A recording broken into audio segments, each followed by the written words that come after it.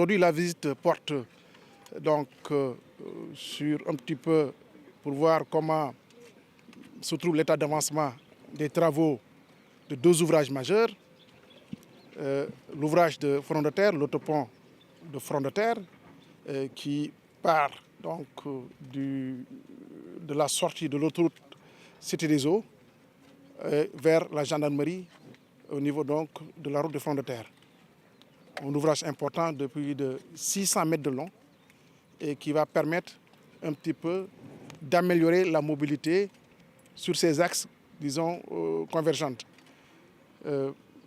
L'avenue Bourguiba, la descente effectivement sortie de l'autoroute, la route aussi vers l'hôpital de Grand Yoff et en allant aussi vers Liberté 6.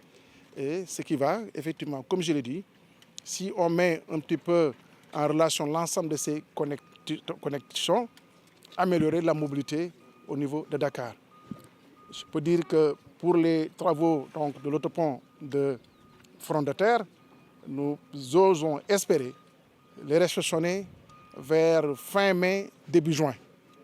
Inch'Allah, puisque l'entreprise matière qui est en charge de ces travaux nous a habitués à livrer les chantiers avant même son terme.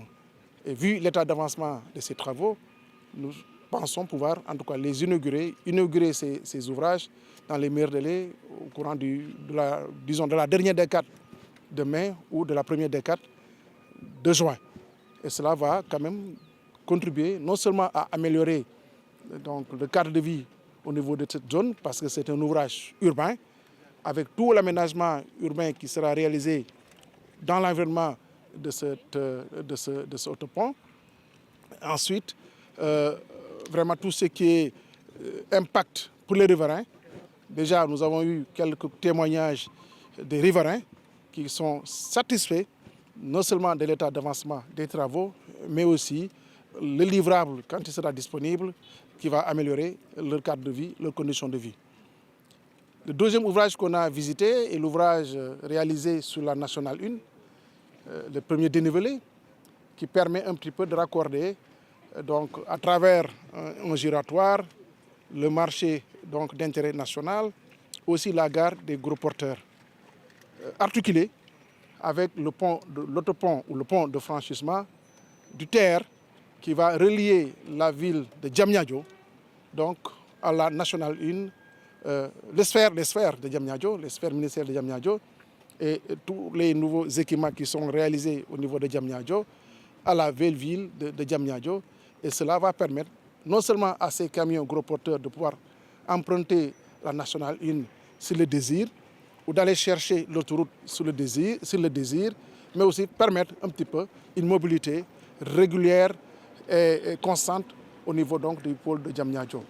C'est-à-dire que ces ouvrages-là, ou cet ouvrage est un ouvrage important, d'un coût quand même d'une vingtaine de milliards si mes souvenirs sont exacts, mais qui va permettre, comme je l'ai dit tantôt, avec tout le système de trafic réalisé en combinaison avec l'autoroute et la voirie de Diamniadio, l'autopont de Diamniadio en cours de réalisation, demain, la ville de Diamniadio ne sera pas confrontée à des problèmes de mobilité. Et cela entre effectivement dans le cadre du plan Sénégal émergent, donc à la réalisation des infrastructures qui constitue une priorité majeure pour le chef de l'État, le président, son Excellence, le président Macky Sall. Donc nous pouvons dire aujourd'hui que vu l'état d'avancement de ces travaux sur Diamniadio avec non seulement le dénivelé, mais le pont en cours de réalisation de plus de 40 à 48% de taux d'exécution, d'ici peut-être à la fin de l'année, les travaux seront terminés, et réceptionnés, remis à la disposition donc des usagers. Effectivement, on met tout en œuvre pour livrer ces ouvrages dans les meilleurs délais. Nos équipes sont mobilisées, comme vous avez pu le voir sur le chantier. Il n'y a pas de temps mort. On essaye de préparer techniquement tout ce qui est nécessaire pour justement avoir en amont des choses prêtes qui puissent se monter rapidement. Et je pense que les différents choix techniques que vous pouvez voir sur le projet vous montrent un peu ce parti pris qui permet vraiment d'aller vite, justement de gagner du temps. Ce qui nous a souvent fait perdre du temps au début des projets, ce sont surtout les dévoiements de réseau, les libérations d'emprise, qui sont des choses sur lesquelles on ne maîtrise pas vraiment, où on est obligé de faire au mieux, d'impliquer tous les organes de l'État qui nous aident et nous appuient. Mais c'est des choses qu'on ne maîtrise pas. Et donc justement, au moment où toutes ces contraintes sont levées, c'est important que nous, on ait les techniques les plus favorables pour pouvoir livrer les projets dans les délais, à la satisfaction des usagers, à la satisfaction de notre client, l'État du Sénégal, représenté par le ministère des TP et la Géroute. Et ça nous tient vraiment à cœur de pouvoir tenir ces délais et de pouvoir œuvrer à la construction du Sénégal. Donc il s'agit d'abord de l'ouvrage du TER. Cet ouvrage a une importance capitale car il va permettre le link entre le pôle urbain de Diamniadio et la route nationale. Actuellement, il est difficile de relier la route nationale pour rejoindre le pôle urbain de Diamniadio. Donc vous savez qu'il y a des ouvrages majeurs qui ont été réalisés au niveau de Diamniadio, comme la gare des gros porteurs.